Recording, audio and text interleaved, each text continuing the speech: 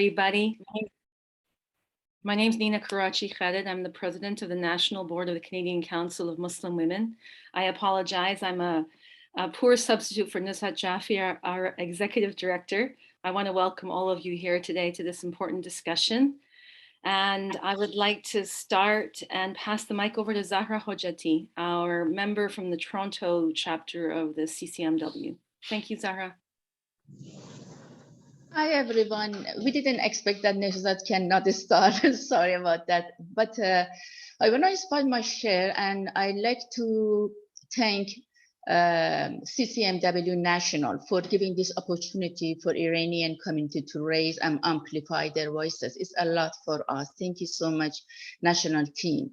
And I also want to thank our speakers. Definitely all of us are in the same pain and following every moment in any incidents in Iran, and no one is in a good mood. And I want to appreciate all the participants for being here. We know that you are here for supporting this movement, this very progressive, inclusive movement, woman, life, freedom, Zan, Zendegi, Azadi, Jen, Jian, Azadi. It is so inclusive in terms of the age, in terms of the ethnicity, different languages, sexuality, different ideology, everything. Everyone can in somehow connect with this movement. But how people of Iran reach to this point is really important, we know, and we just quickly mention some significant incidents in the social changes of Iran in post-revolution. I just quickly pass it. In 1979, we had revolution. After 2,500 years, monarchy is replaced with Islamic Republic of Iran. And then since 1980 to 1988, for 8 years war we had with Iraq.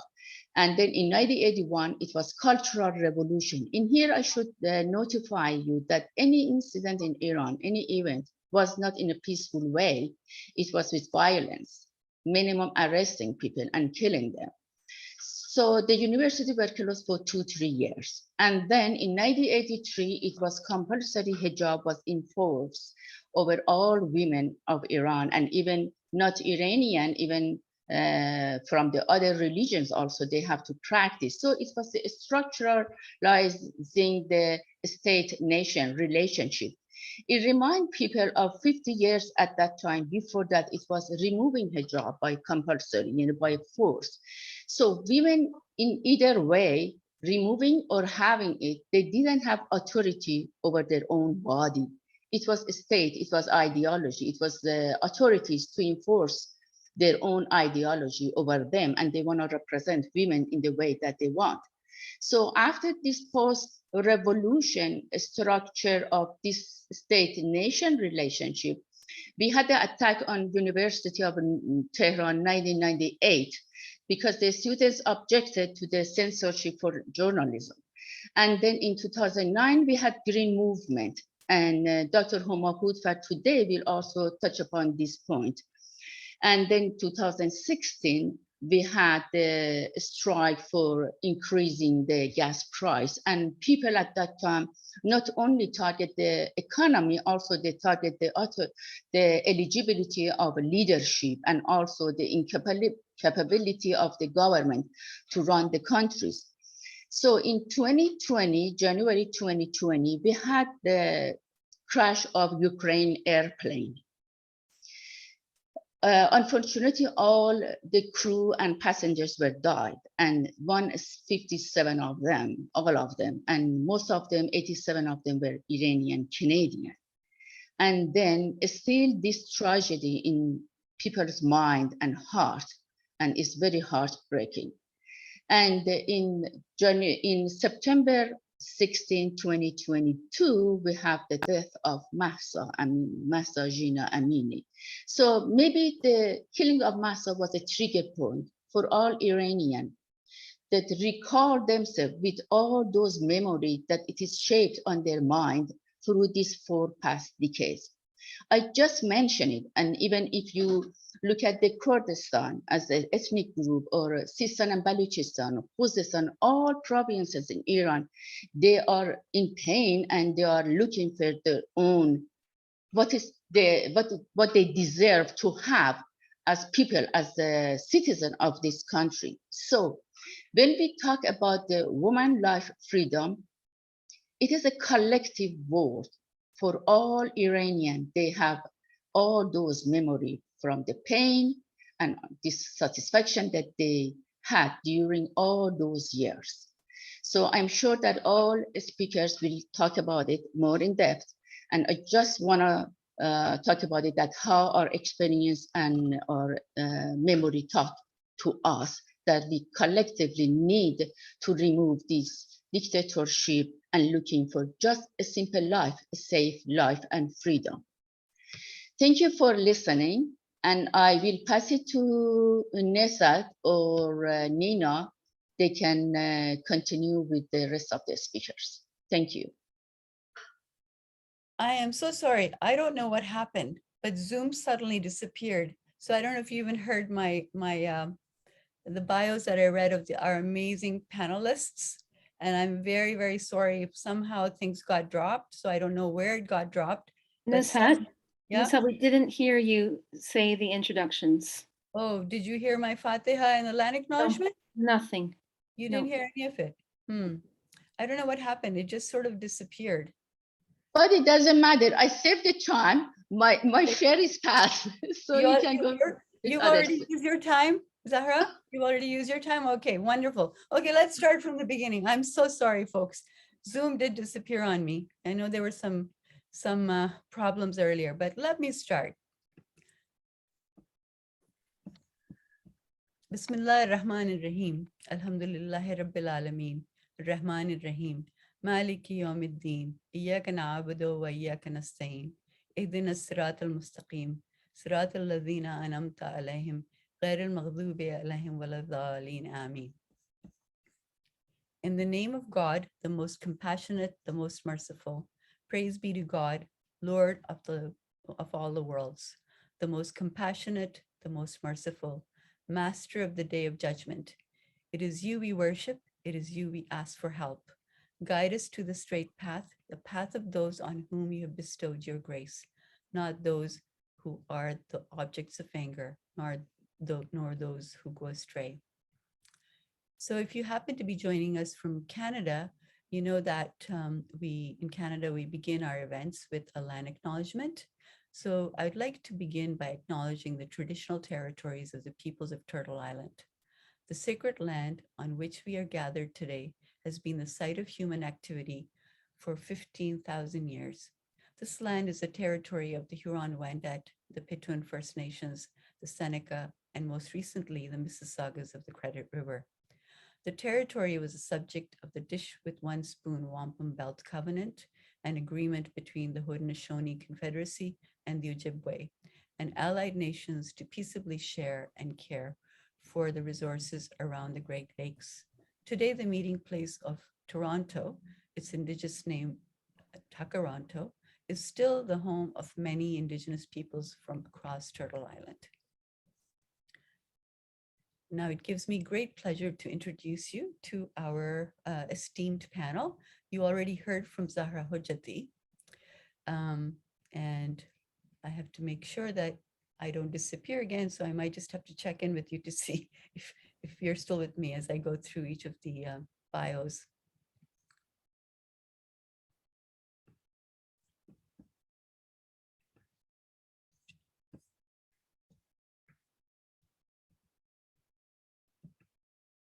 So I'm very, very pleased to introduce you to our first speaker, whom you heard from already, Dr. Zahra Hojjati. Dr. Zahra Hojjati has received her doctoral degree in an interdisciplinary program, Higher Education, Women and Gender Studies at OISE U of T, or University of Toronto. Her research interest is using an anti-post-colonial and integrative anti-racist feminist perspective to challenge the integration of capitalism and patriarchy in oppressing the Middle Eastern Muslim women in the North and South. The intersection of gender with race, class, religion, and all other social inequality is projected in her feminist analysis to pursue the concept of identity and racialized women's resilience. She's published her book in 2013 and translated it into Farsi in 2018. Zahra has several publications as well as numerous conference presentations at the national and international level. And she has experience in teaching as a sessional instructor at Toronto Metropolitan University as well as the University of Toronto. She has also the experience of working at IRCC, that's Immigration and Refugee and Citizenship Canada, as an integration program officer. Currently, she's an associate researcher at Center for Feminist Research at York University, working on the project War and its Impact on Middle Eastern Women.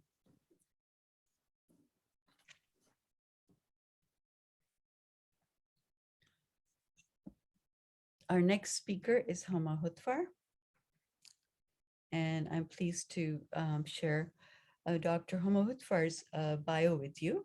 She is a Canadian-Iranian sociocultural anthropologist and professor emerita of anthropology at Concordia University in Montreal. She holds a BA in economics and interdisciplinary MA in development studies and a PhD in social anthropology from the University of Kent. While she's most widely known for her work on Western perceptions of the veil or hijab and its varied forms, meanings, and historical uses, much of her work has focused on women's roles in public life in Muslim societies, with particular attention to how religious symbols and interpretations have been variously used to support and repress women's status. After we hear from Dr. Homa Hutfar, we're going to hear from Dr. Zahra Khosrowshahi. Zahra Khosrowshahi is lecturer in film and television studies at the University of Glasgow in the UK.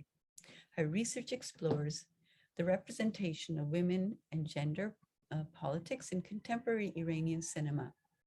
Her forthcoming monograph, Iranian Women Filmmakers, A Cinema of Resistance, to be published by Edinburgh Press, considers how artists use the visual medium to challenge various systems of power.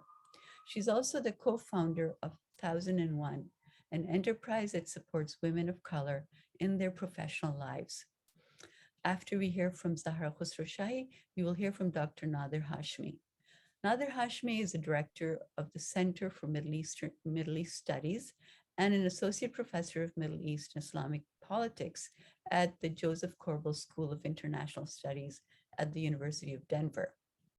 He is the author of Islam, Secularism, and Liberal Democracy Toward a Democratic Theory for Muslim Societies, and co-editor of The People Reloaded, The Green Movement and the Struggle for Iran's Future, and Islam and Human Rights, a 4-volume compendium. Nader Hashmi is also a non-resident fellow at Democracy for the Arab World Now. The acronym for that is DAWN. So what do our esteemed panelists have in common? Well, they have many things in common. First of all, they're all of Iranian descent. And fortunately for us, they've all lived in Canada. Some of them are still living here, and some of them have moved to other parts of the world, either for temporarily or perhaps, for longer. So this evening, Zahra Hojati is here in Takaranto or Toronto. Dr. Homa Hutfar is joining us from Montreal. Dr. Zahra Khosrowshahi is joining us from Glasgow in the UK. And Nader Hashmi is actually joining us from Denver, Colorado. So you've already heard from Dr. Zahra Hojati. Now I'm going to pass the mic on to Dr. Homa Hutfar.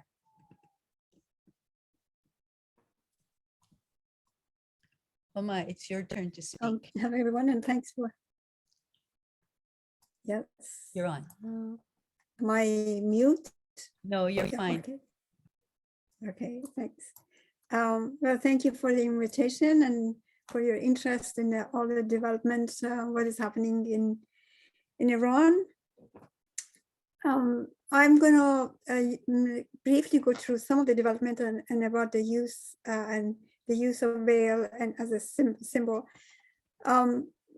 basically, I start by saying that the veil, although most people know it as a religious symbol, is actually a political and social symbol, especially in the context of Iran, but in almost in all the contexts.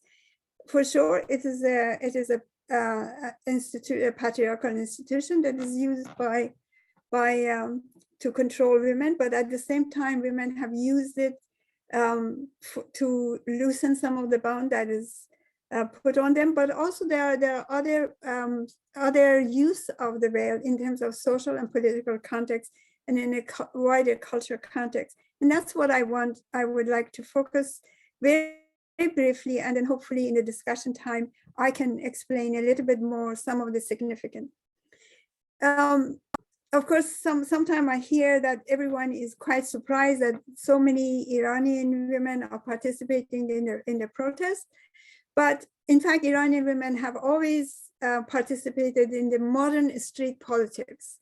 So whether that is starting from tobacco movement in 1887, and then constitutional movement in 1905, 1911, and then nationalist movement 1950s, and of course 1979. And that's where I'm very happy to go back to look at the other revolution, but I want to focus on 1979 because it's very relevant to what is going on currently, as also our colleague mentioned earlier on.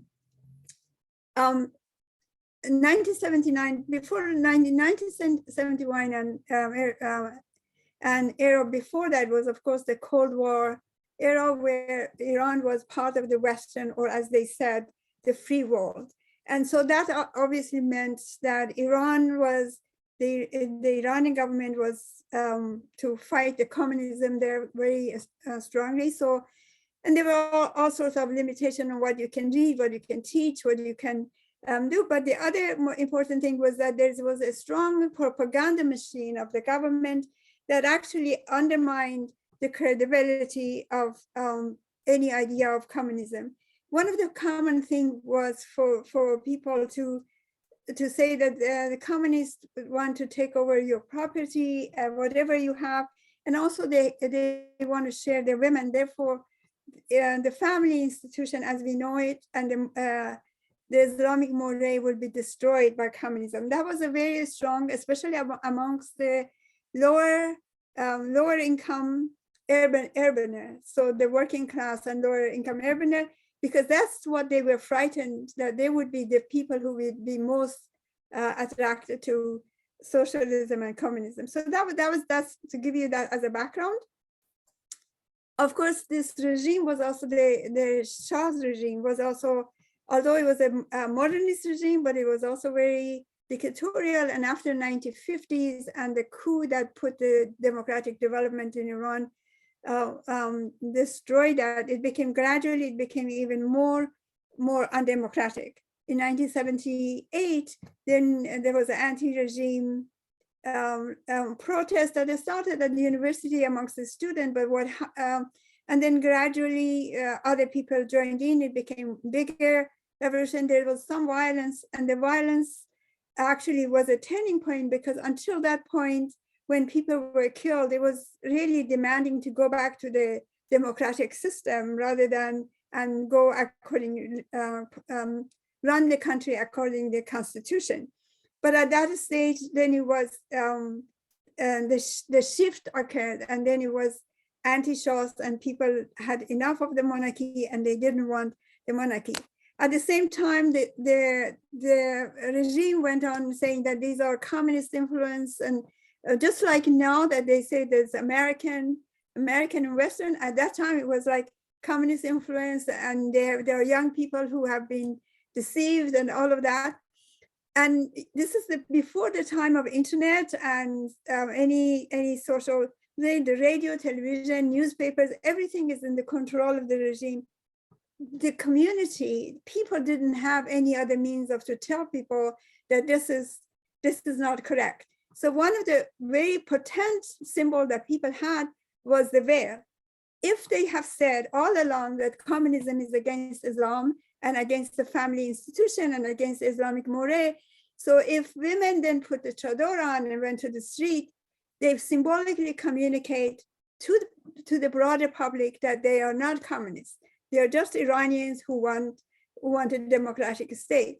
But at that stage, then, of course, under the Shah, all the political institutions, including political parties, the student movement, all of these things were practically destroyed or were so underground they couldn't actually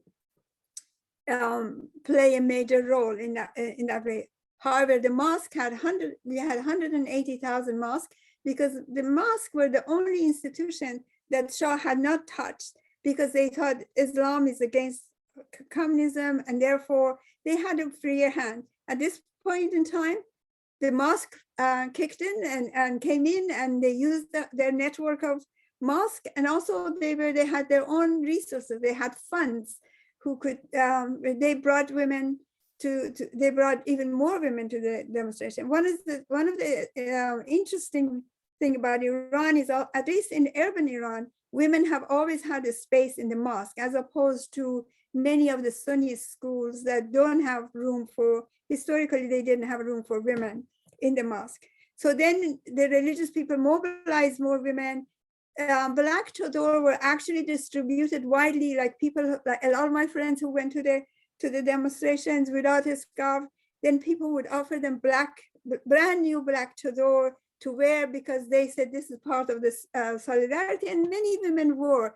Actually, I know, for instance, some of the Jewish friends who were part of the demonstration put the black chador because that was seen as to dispel the myth that we are communists, and also that it's a solidarity that brings the rich and the poor and traditional and modern people together, which in some way worked. But then, of course, then revolution happened, the Shah left, Khomeini came back. Within 2 weeks, he canceled all the minimum rights that women had won over the last 70 years before that. And then they also brought Sharia law. That meant punishment based on like cutting hands and limbs and stoning people. Completely said the marriage family law protection was canceled. That would give women some right. And then also age of marriage became nuns, sports system became segregated, like immediately. This is not even yet, there is no state established, no regime established, we don't have a constitution yet, and all of these things happened immediately. So, and on the 7th of March, then he said that the hijab should be compulsory for all. And of course, this was not what women had gone in the street for. So on the 7th and on the 8th of March, the day after, which is usually International Women's Day, it was a coincidence, usually would go unmarked in Iran, except a few elite would get together and have some discussion. But it was a spontaneous demonstration in Tehran and in many other cities. In Tehran, there were something estimated between 20 to 30,000 people were there. The left and the progressive people did not support the revolution because they thought this is anti-imperialist regime and we should not actually go against it, and they would change, they will understand. But anyway, it was successful for 2 years, but then after that, gradually, because of the Iran-Iraq war, people couldn't protest, so they kind of brought this back in. Now let's go. This was just to give you the background. Now, women have, of course, resisted this in different ways. Some people from outside, like women resisted the colors, not wearing the black chador, but wearing a manto, different colors. The manto became tighter and shorter and longer. And also people work from within the system, like the family law was brought back, the divorce law was refined, the custody law was there, wages for housework, so to prevent women to be divorced without any compensation was introduced. Quite a lot of initiative happened within the system. So women from outside and women from inside, they actually work in that way to bring things together.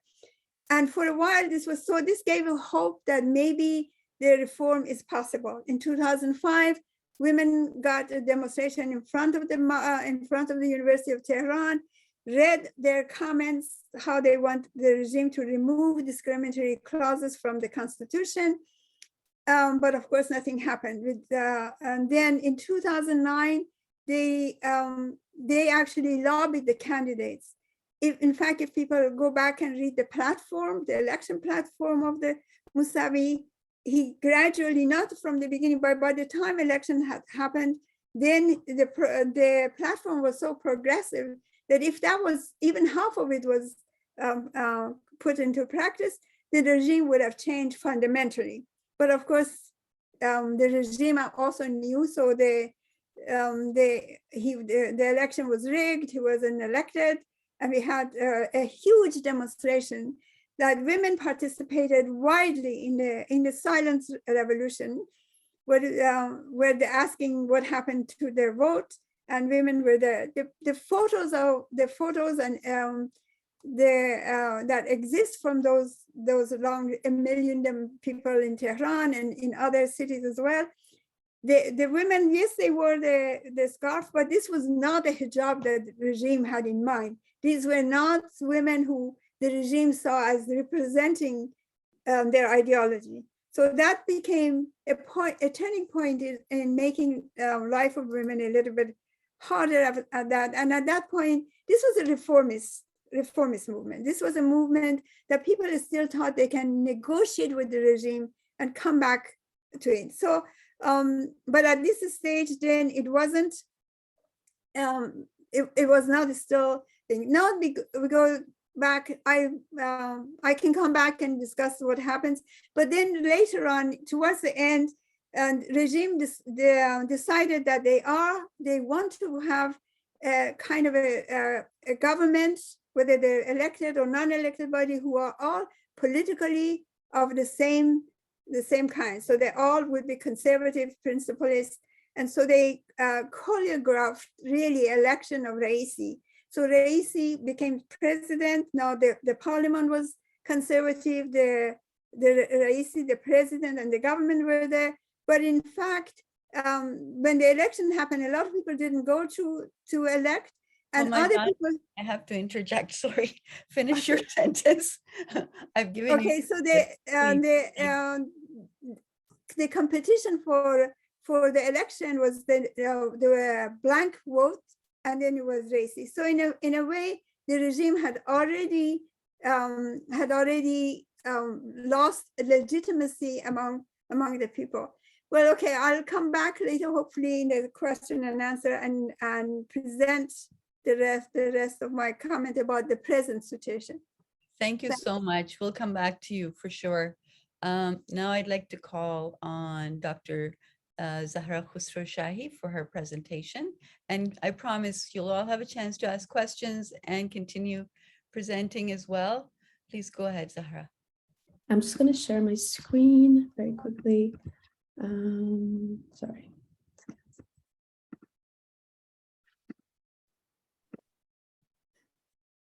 You should be able to see my slide and not my notes. Yeah. Yes. Okay, great. Okay, thank you so much for being here today, everyone. Mine is a bit more scripted so that I can stick to time, but it's also 10:30 p.m. my time.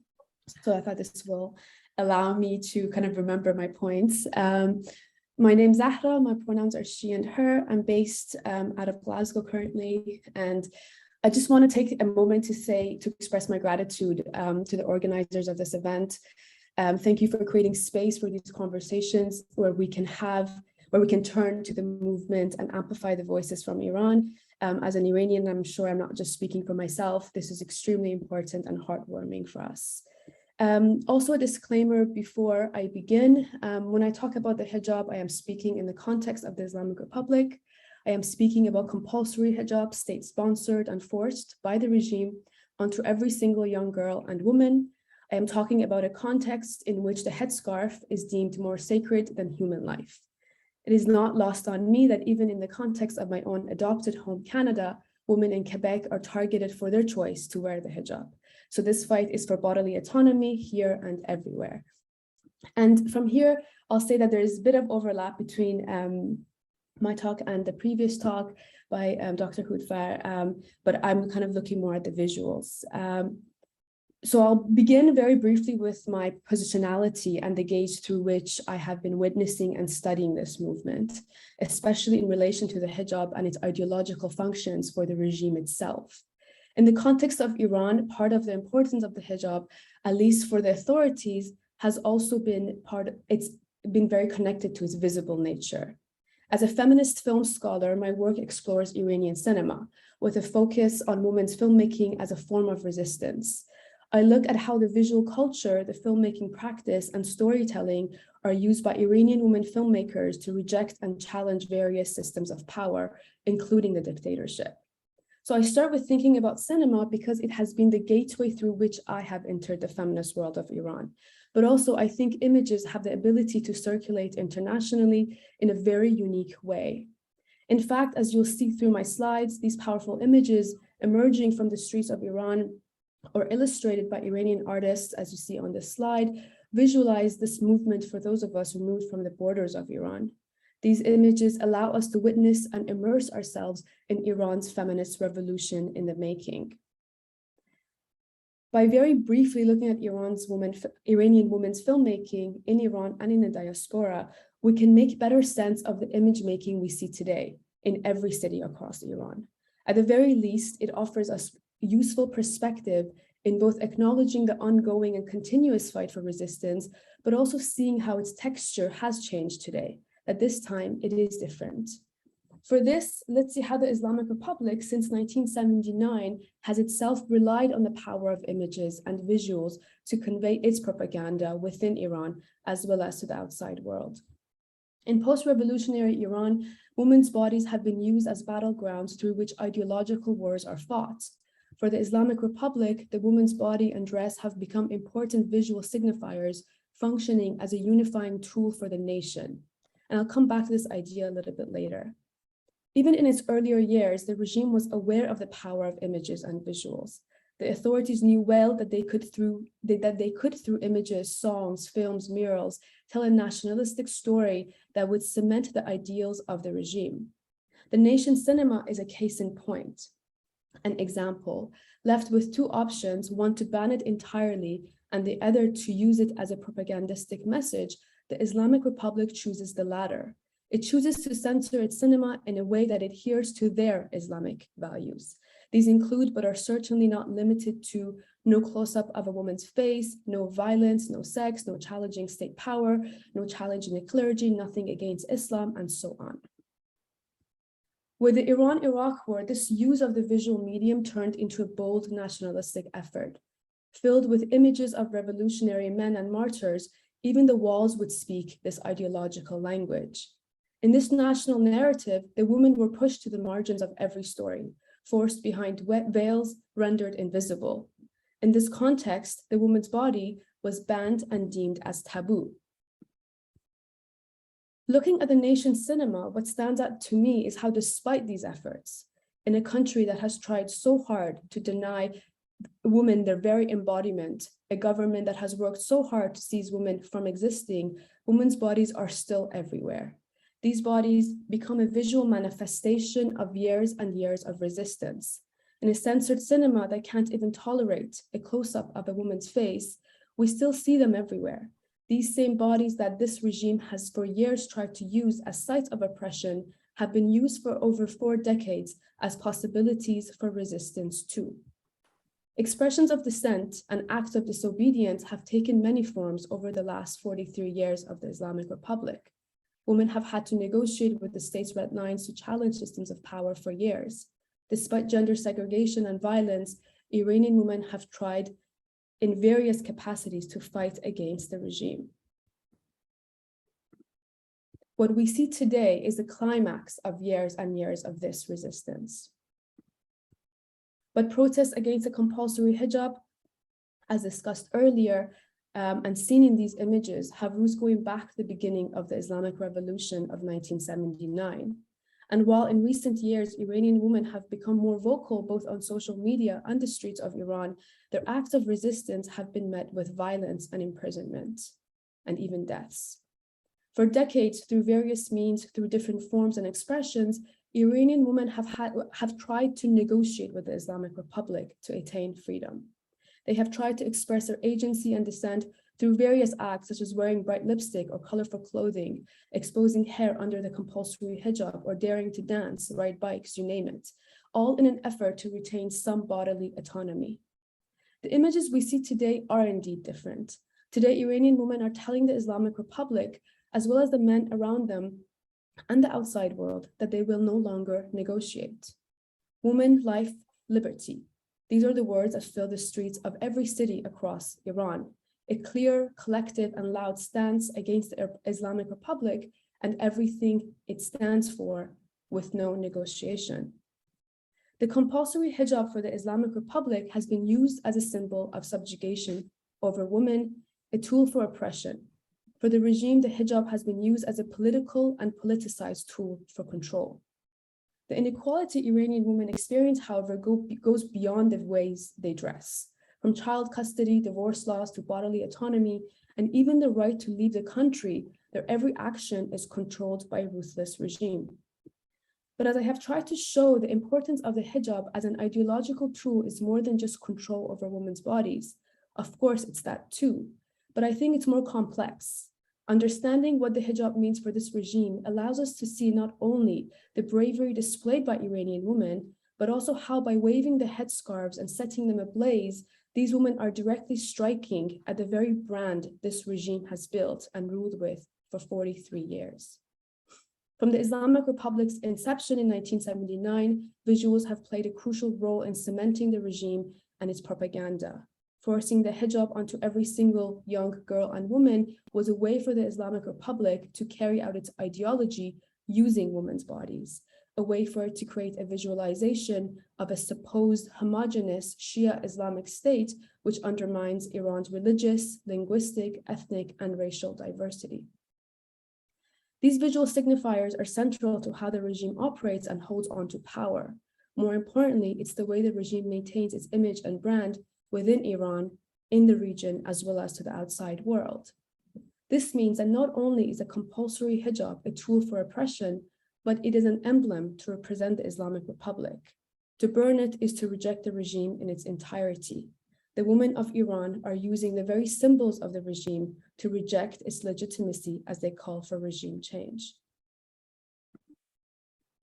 One mustn't think or look too hard to see how an image such as this one on the screen of young schoolgirls pointing the finger to the leaders of the Islamic Revolution compares to the manufactured myths and images the regime has spent years investing in. And to conclude, Jin Jian Azadi, Zan Zindagi Azadi, woman, life, liberty.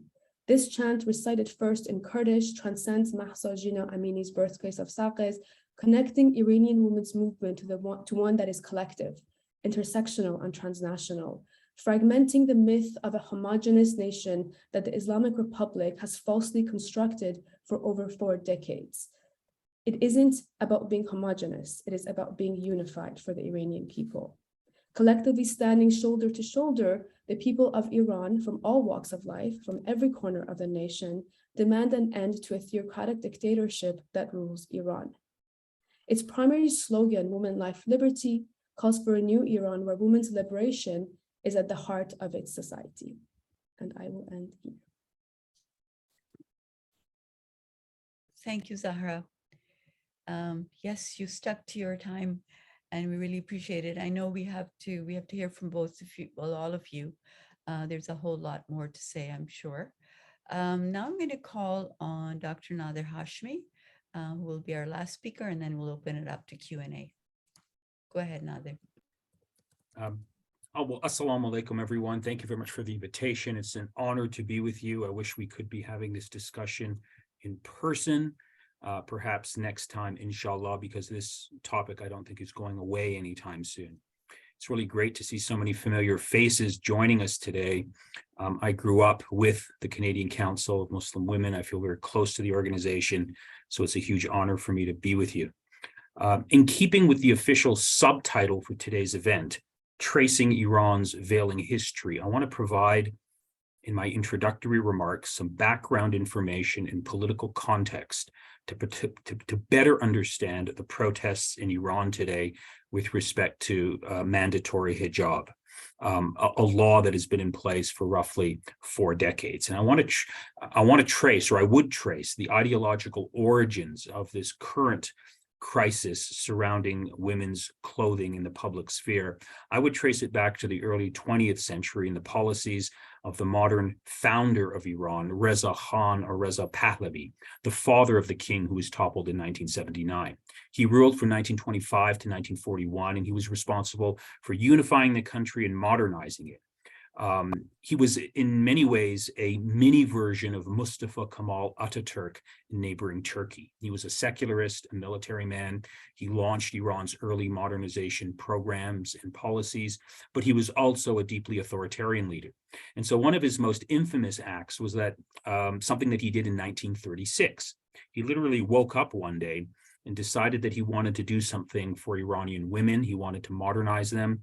And he ordered his troops to go out onto the streets and to remove the veil or the chador from Iranian women at bayonet point. Now, this was deeply shocking to a conservative society. It had hugely negative reactions. It is very much, I think, a reference point for understanding what's going on today in Iran. Now, of course, when his son came to power and consolidated power after 1953, there was no forced, unveiling. But very much the model for women's dress was based on a sort of Western European model or paradigm. That's the way the regime sort of presented itself. That's how the wives, the various wives of the Shah of Iran and his daughters presented themselves. That was the model that the regime in Iran prior to 1979 presented as the ideal model for its citizens. So the question is, why did Reza Shah in 1936, try to forcibly remove the hijab or the chador from Iranian women in such a draconian and authoritarian way? What was his objective? And I think the key point here is that you see in many post-colonial states in the global south, in the Middle East, they adopt a new set of clothing laws as a standard practice to modernize and advance their societies. The molding of the individual as a prelude to carrying out successful social transformation has been at the heart of the post-colonial's development agenda in the Muslim world from its inception. The state tries to control popular culture. It wants to build new citizens, create new citizens to help advance a modernization process. So one of the things that it does, it tells them you have to start thinking, behaving, and critically dressing in a different way in order to be part of a new world and in order to rapidly accelerate modernization. That was the broad sort of policies that we see across the Islamic world, including in Iran. But of course, as all of these regimes, post-colonial regimes, became more authoritarian, became more repressive, became less popular, the ideals and the paradigms that they advanced started to be questioned, and alternative opposition movements rooted in the broad sort of theme of return to self, return to indigenous paradigms for identity and self-expression started to take place. And in the case of the Islamic world, including Iran, it was the return to a politicized interpretation of Islam that was presented to Iranians as much more authentic, much more in keeping with Iran's heritage, culture, and identity. So when political Islam comes to power in Iran after the 79 revolution, we see them behaving in very similar ways to the previous regime.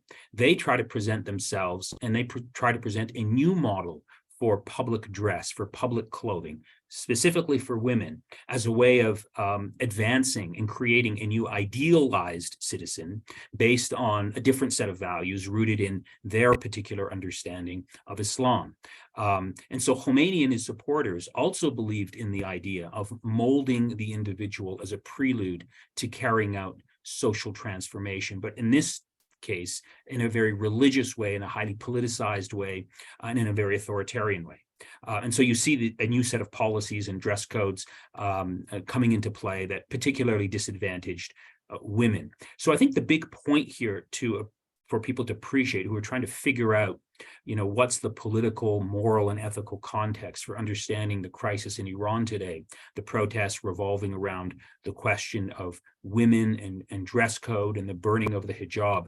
The real problem here is the crisis and the problem of authoritarian political projects that use women's bodies as an ideological battleground to advance a particular ideological agenda.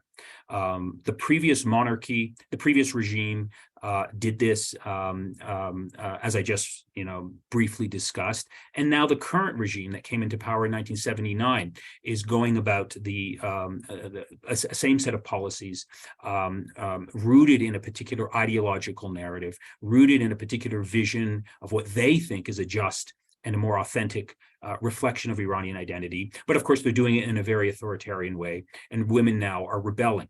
So what's interesting to see in Iran today, and this is my reading, and I think it's one of the most encouraging images that I've seen out of the protests in Iran over the last 6 weeks, is that you have not just women taking off their hijabs and burning them. You have a lot of women who decide to wear the hijab and standing beside their sisters, protesting for fundamentally the right to female and women's bodily autonomy. And I think that's really what's at the core of this struggle in Iran today.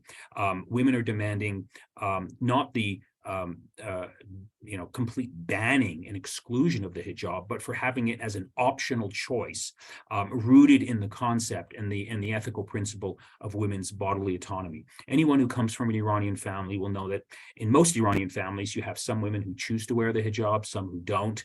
They all get along, they all respect and love each other. I think that's the normative ideal that many Iranians are really trying to strive for.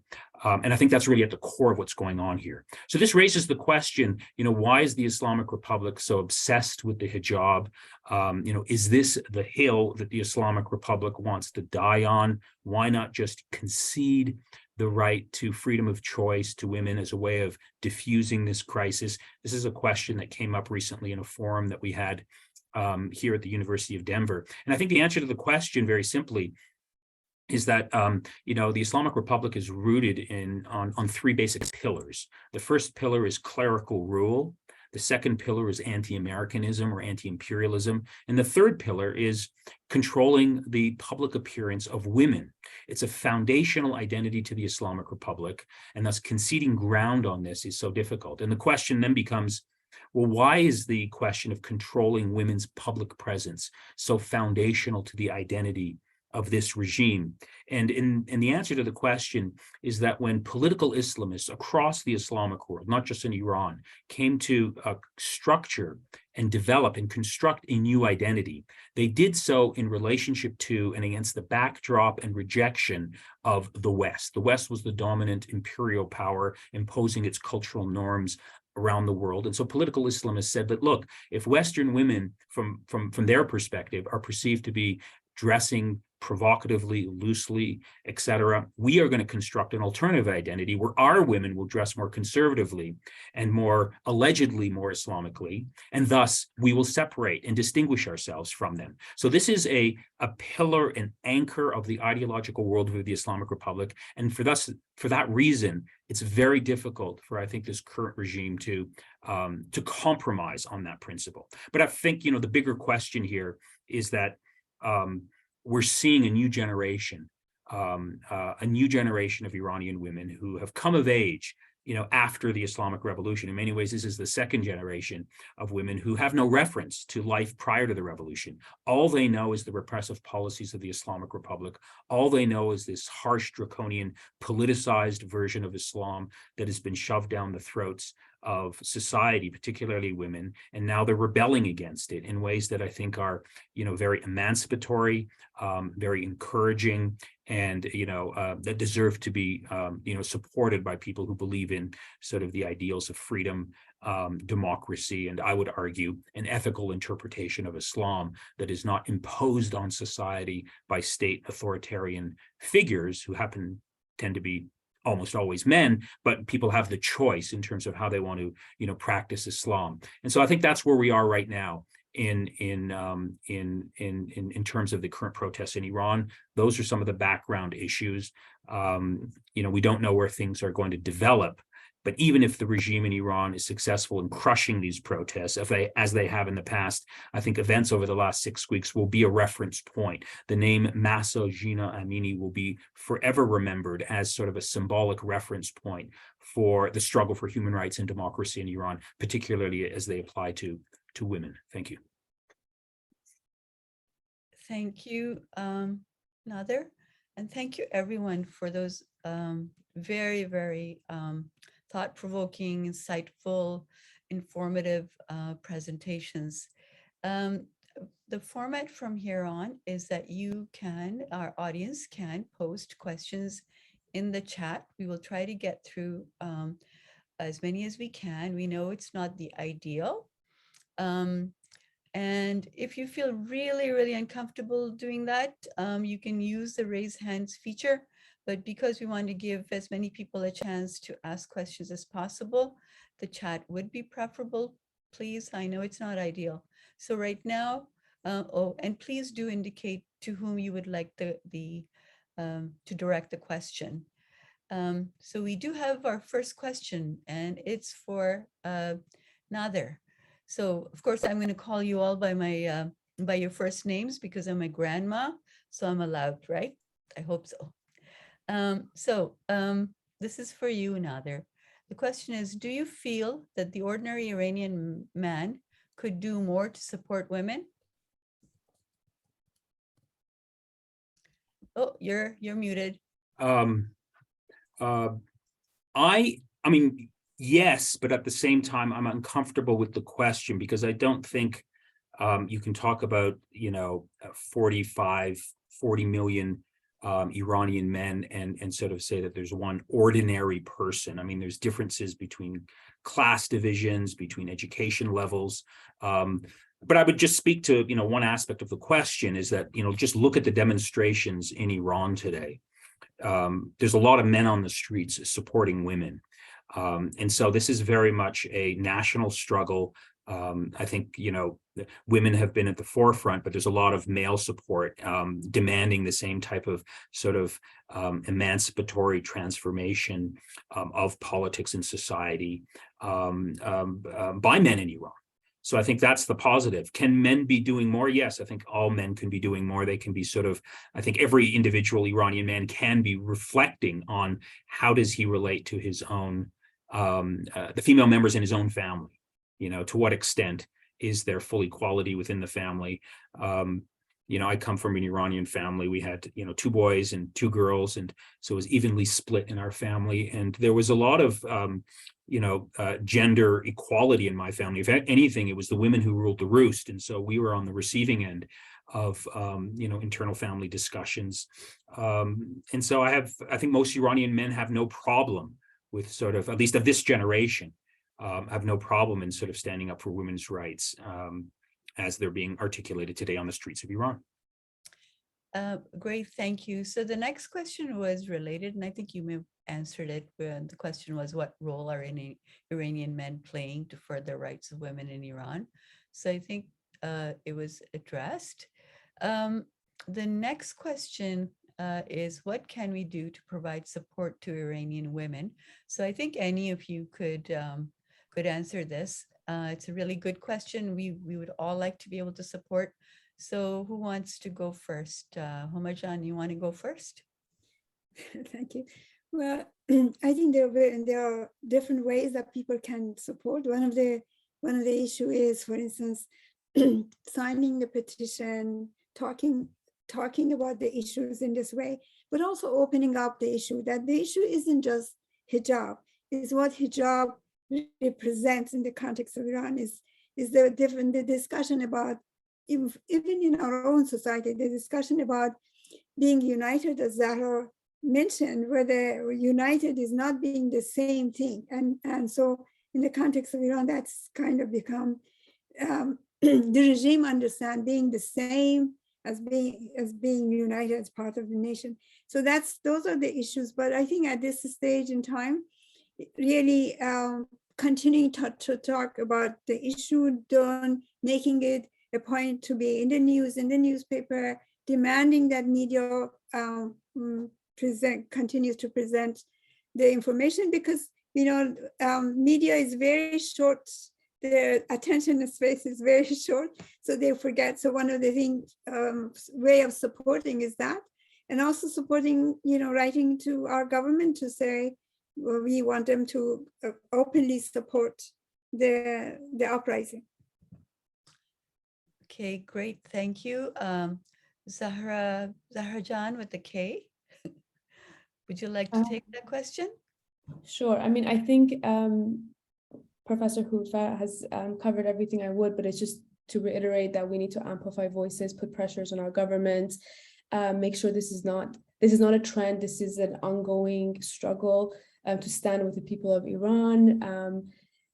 And I think there is another question here that it's addressed to me, so I can kind of join this with this to save time. Kind of how do we support people of Iran so that we're not giving an excuse to Islamic Republic? I think they will continue to create the narratives they want. I think to not always see Iran in relation to the West is a really good start. And I think I tried with my analysis of the hijab as well to say, I feel like we're always kind of talking about Iran with that kind of framework. And so if this was happening anywhere else, we would support. And I think we should just continue to do that and ignore the excuses that the Islamic Republic makes, to be quite honest. Thank you. Thank you. Zahra Jan with the Zahra Hojati this time. Yeah, actually, this is a very crucial question that the speakers, the participants ask, how they can help, and even us that we are out of Iran, every day we are asking ourselves what we can do for them, because every moment, and now that we are talking and we are sitting here, they are in the streets and they are killed, they are beaten, and it's so painful that just talking about that. I think there is lots of things that we do, and definitely Homa talk about a very valid point, more amplifying the news and voices in the media. But who own the media? Who control the media? How we can impose, them to break their silences? It's really important. From the other side, I think because the autocratic state of Iran could benefited the whole, globally, the whole countries from the West and East, from US, UK, and Russia. So everything is benefited for them. How they can break this supporting the regime, even and the back of them, suppose they say something, but in practical situation, we know that any changes that happen in any countries, anyways, there is a hand of the Western society, Western government, Western politics. So we don't want they do something, but at least they don't support the regime. They don't support this dictatorship, Nowadays, we hear that they went to Vienna for example, talking about nuclear, bomb and blah, blah. So it is not time to talk with them. So kind of boycotting them, that they see that if they are like this, they can negotiate with the global world. Global world should sanction them and don't communicate with them. I think it is a very powerful things that they can do, and also release the internet, because they don't have access to internet. They can communicate freely. How they can access freely and more in comfort way to internet, so connecting to each other. There is something that the global world should think about that. Okay, thank you so much. I think, Selena, the question on how can I, as a non-Iranian Canadian woman, support my Iranian sisters, I think it's been answered. I think, what we're doing today, sharing information, creating awareness,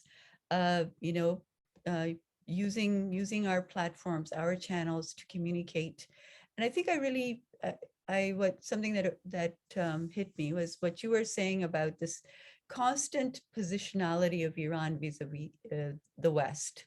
You know, we have to stop doing that. That's what I'm hearing you say, that we really do have to think about Iran as Iran and not in position or in opposition to the rest of the world, or especially the West.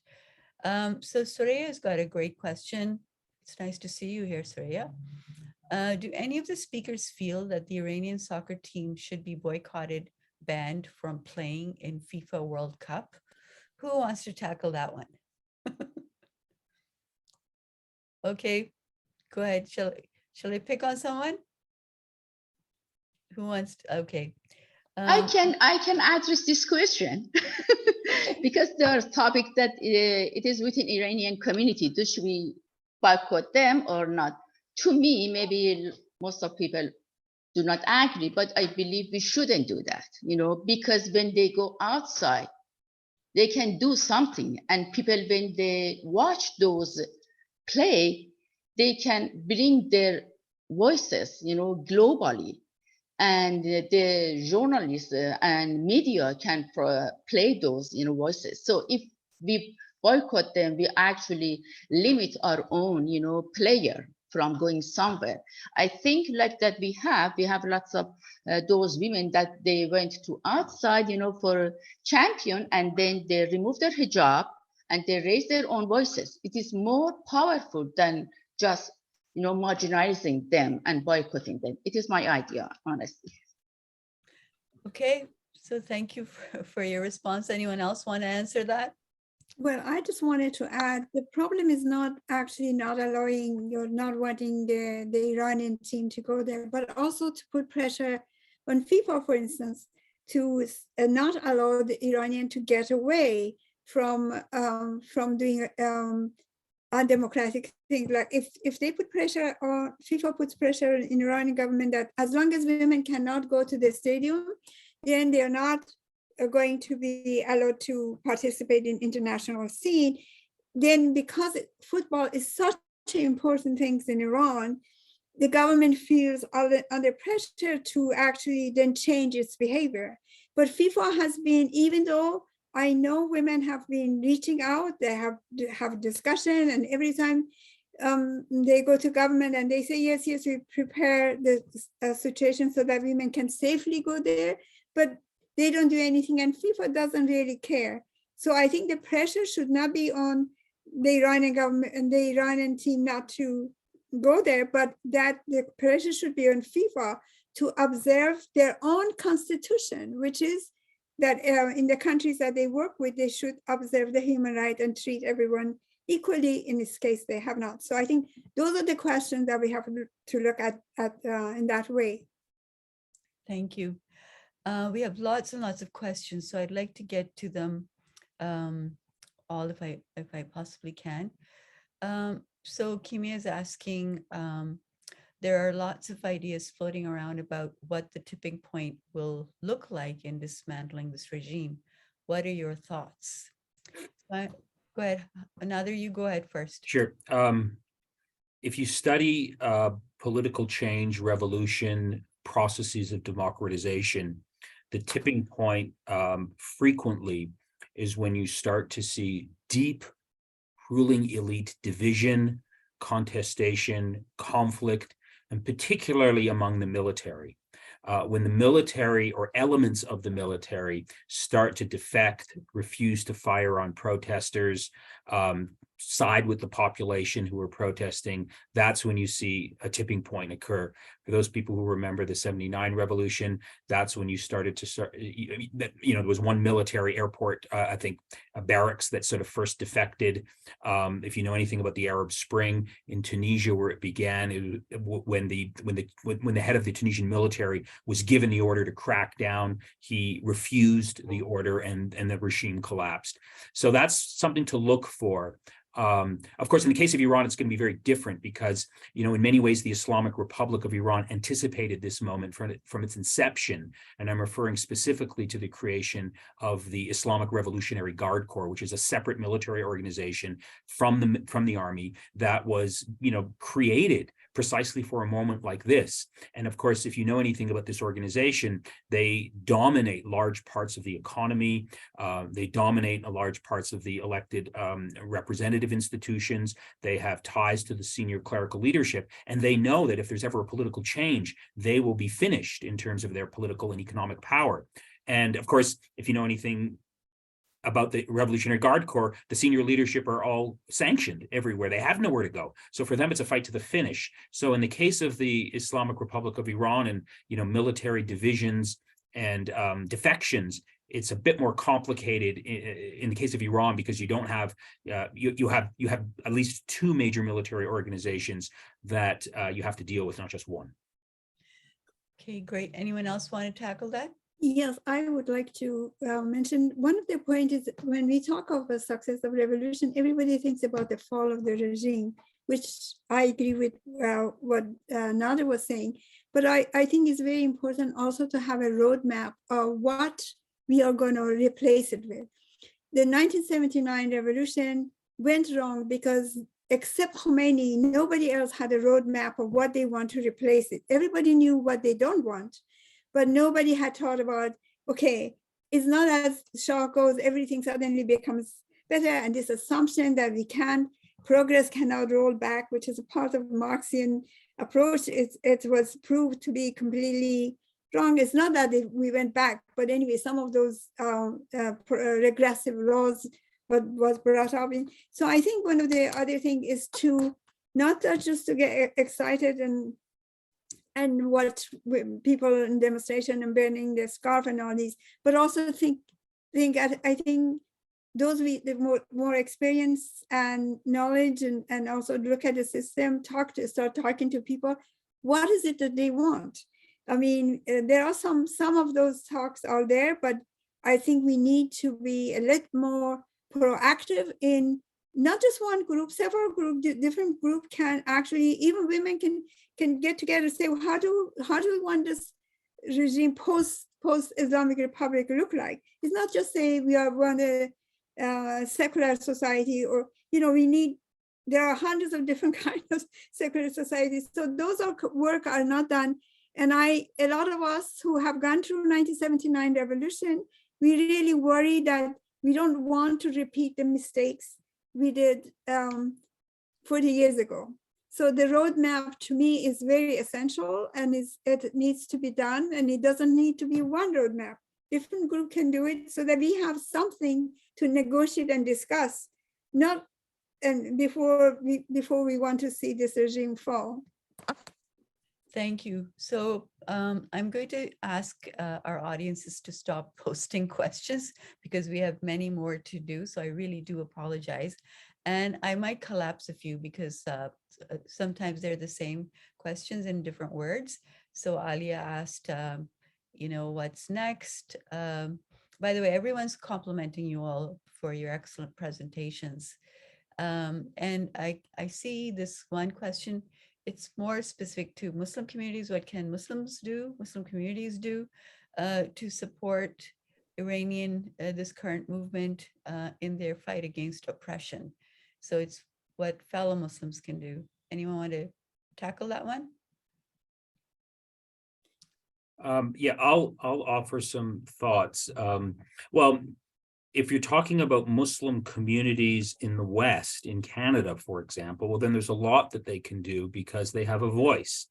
In most Muslim countries, these are the dark days of Muslim history where people don't have a voice. Iran is just one example, but that's, what's happening in Iran in terms of its authoritarian context is very much the norm for most Muslim countries. So, Canadian Muslims, I think one can be, active and participating in, engaging, first of all, with Iranian Canadians. One of the problems that we see in Canada is that there's a lot of, interfaith discussion, but there's not a lot of intra-faith discussion from different ethnic groups and between Sunni and Shia communities. So there's a lot of work that can be done there. The CCMW has been quite exemplary in this particular area, so full credit to them for breaking down those borders. There's also the bigger theoretical issue that I think non-Iranian Muslims can learn from what's happening in Iran. And that is really the deep dangers that go with state-enforced religious policies on Muslim societies. They produce a backlash. They produce hatred and anger toward Islam. They produce sort of rejections of those types of religious policies. So understandably, a lot of Iranians today, have deep disdain for any sort of political manifestation of religion, because they feel that they've lived under a political theocracy, and so they instinctively react to any sort of notions of political Islam, because they're responding to their own particular historical experience. So there's a lot to learn, I think, from what went wrong in Iran in terms of the relationship between religion and politics, and what could go right by learning from the mistakes that the Islamic Republic has undertaken over the last 43 years. Great. If I may just add a few things, but I think it's also important to remember that the situation in Iran should be expanded. Also look at the situation in Afghanistan.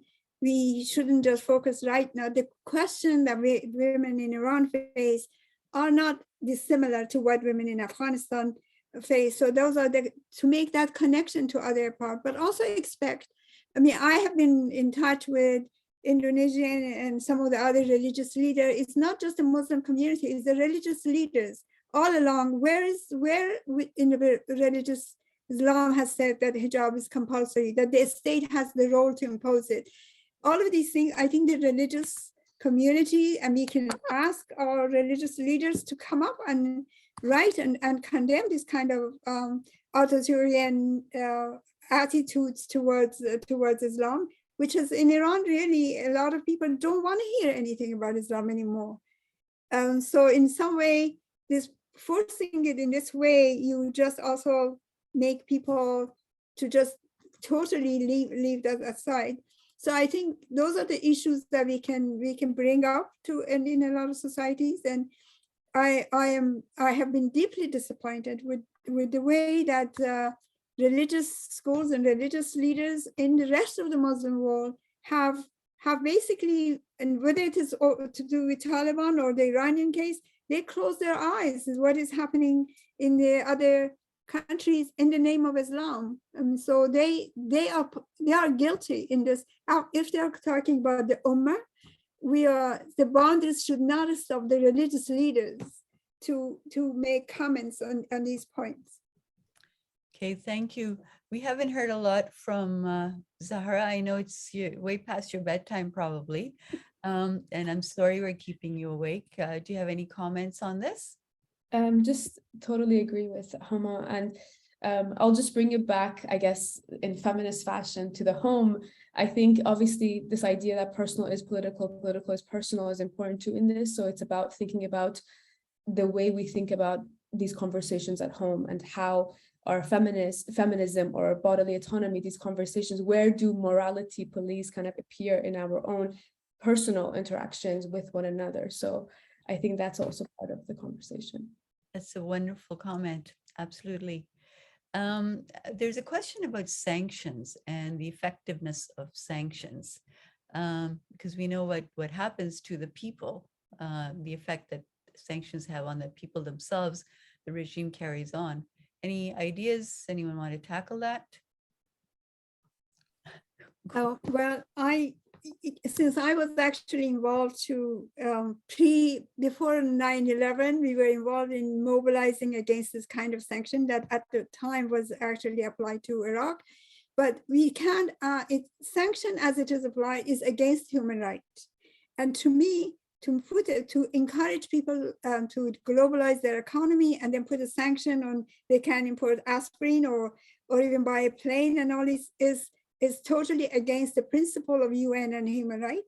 But they can put sanction on military equipment or all of these things, but not on, you can't encourage people to become globalized and just produce what is they can do in their own context. And then at the same time, turn back if they don't follow your instruction to put sanction on them. So I think sanction is something we have to look at, and not in a specific case of just Iran, but look at the broader implication and look at what it means for human rights. And I think that's unfortunately with the 9/11, all of the efforts we worked from 94 to 2001, we worked with UN, we did a lot of work, and suddenly after 9/11, everything seemed to roll back again. So, and I hope the young people will start looking at this, because if we want a democratic world, we just have to think of democracy in all of its aspects. Yeah. And Lisa, can I say some words about this sanction question? Go ahead. Just so briefly, I believe that sanction, typically, even we have the history of sanction in Iraq as well, that 400,000 baby kids were killed. I believe that sanction just has a negative impact on ordinary people's life, because the high class and mafia who are in the economy and they control the economy, they know how to handle their life. So it is average people that they suffer much, much more, specifically in terms of the medical issue. It's really inhuman action. Yeah, I just wanted to add very quickly the following point, that I strongly support targeted sanctions against people who have blood on their hands and have command and control responsibility over repression. The broad-based sanctions that we've seen against Iran and in other countries that are a form of collective punishment, that punish innocent people who have no say over the policies of their regime and disproportionately affect the average man and woman on the street. Those are the sanctions that I strongly condemn. Now, this has now become a point of contention among Iranians, because right now Iran is subjected to broad-based sanctions, right? Punitive sanctions, crippling sanctions, to use, the words of the Trump administration. And the only way to get those sanctions lifted is to advance nuclear negotiations, because the two are connected. But what we're hearing from many Iranians, both inside the country and from human rights groups, is they don't want the international community to engage with Iran over the nuclear question. They want to keep the pressure on Iran. But the problem with doing that, in saying that, is that you're effectively saying you want to perpetuate these crippling sanctions for the foreseeable future.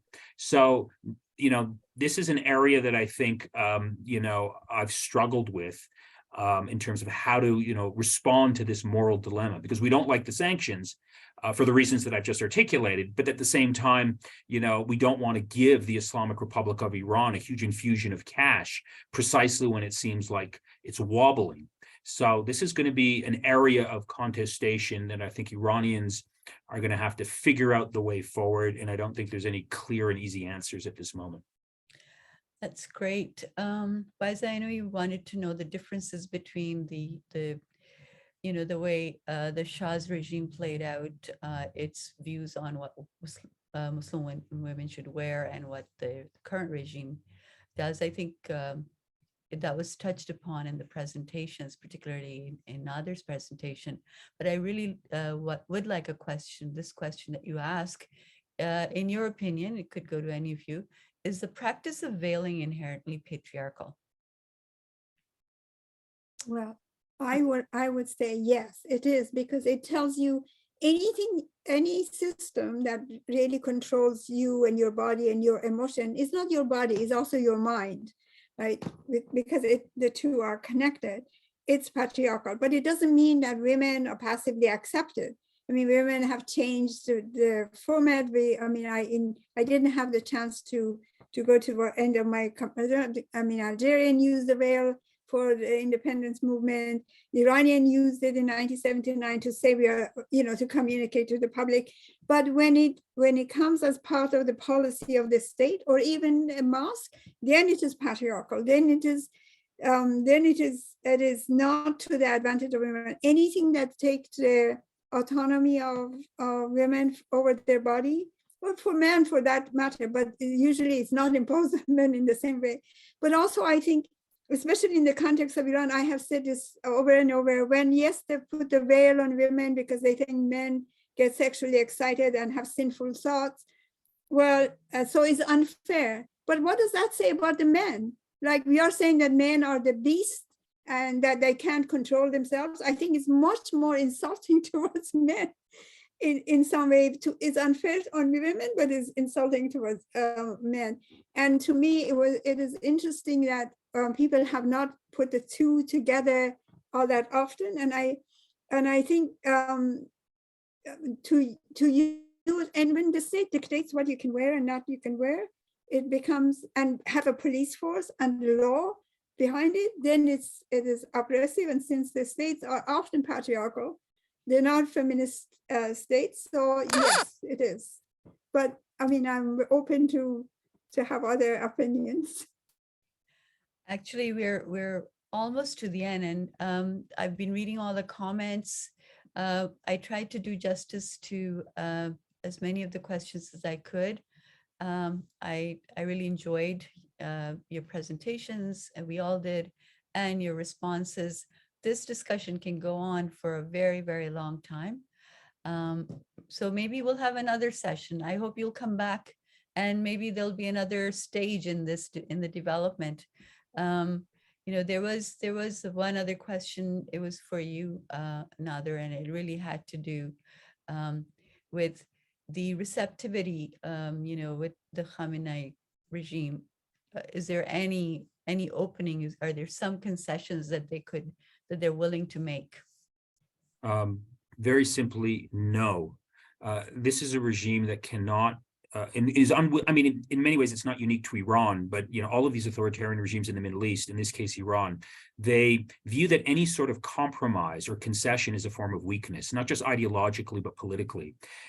We're in this crisis in Iran precisely because Khamenei and his advisors refuse to entertain any notion of reform, of sharing power, of giving sort of people who supported the Islamic Republic, but giving them some opportunity to participate in politics. So I think, you know, you can see right now in his response from day one when the protests began, it was very much a narrative that these protests that we're seeing are not indigenous. They don't reflect an authentic sort of, you know, expression of Iranian opinion.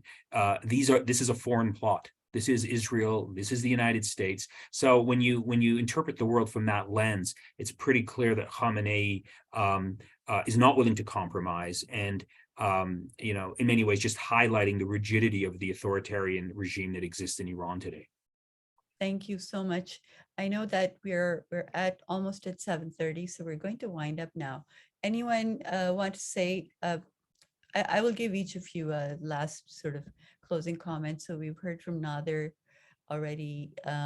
Zahra Khosrowshahi, your final thoughts on the session? Thank you, and woman, life, freedom, and I'll leave it at that. Wonderful. Homa, your Well, last again, word here. I think, thank you. And I hope we continue this discussion, particularly in the Muslim communities everywhere. I think it's a very important point for us to start opening a lot of the issues, but also building solidarity across the borders, and discuss questions from the political Islamic point of view as well. Wonderful. Thank you so much. Now I'm going to pass the mic over to Zahra. Before I do that, I do want to acknowledge that we have the president of the Toronto chapter with us, Shaheen Sayed. So thank you, Shaheen, for your leadership today and working with Zahra to make this happen. Last words to you, Zahra. Thank you.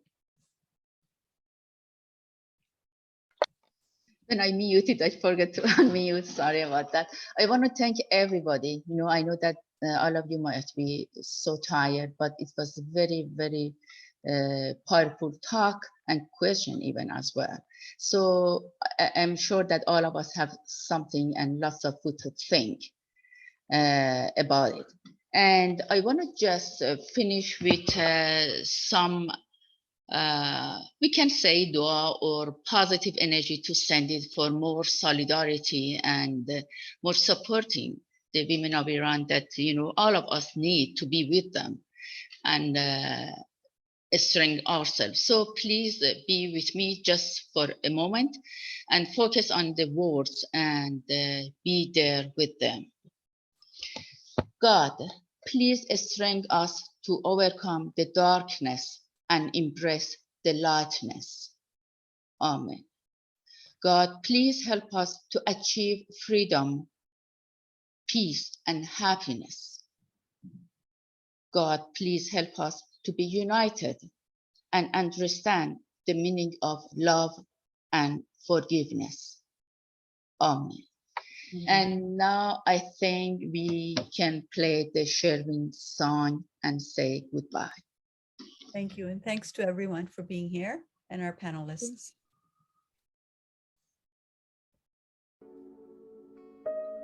برای توی کوچه رقصیدن، برای ترسیدن به وقت بوسیدن، برای خواهرم، خواهرت، خواهرامون، برای تغییر مغزها که پوسیدن، برای شرمندگی، برای بیپولی، برای حسرت یک زندگی معمولی، برای کودک زباله‌گرد و آرزوهاش، برای این اقتصاد دستوری، برای این هوای آلوده، برای ولیعصر و درختای فرسوده، برای پیروز و احتمال انقراضش، برای سگهای بیگناه ممنوعه، برای گریه های بیوقفه، برای تصویر تکرار این لحظه، برای چهره ای که میخنده، برای دانش آموزا، برای آینده، برای این بهشت اجباری، برای نخبه های زندانی، برای کودکان افغانی، برای این همه برای غیر تکراری، برای این همه شعارهای تو خالی، برای آوار خونه های پوشالی، برای احساس آرامش، برای خورشید پس از شبای طولانی، برای قرصای اعصاب و بیخوابی، برای مرد میهن آبادی، برای دختری که آرزو داشت پسر بود، برای زن زندگی آزادی،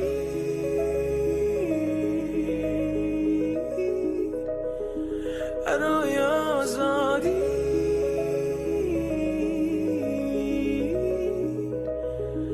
برای آزادی،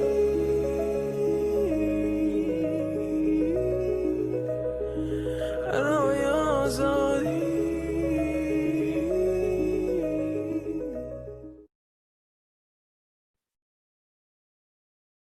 Thank you and good night. Thank you for being with us. Thank you.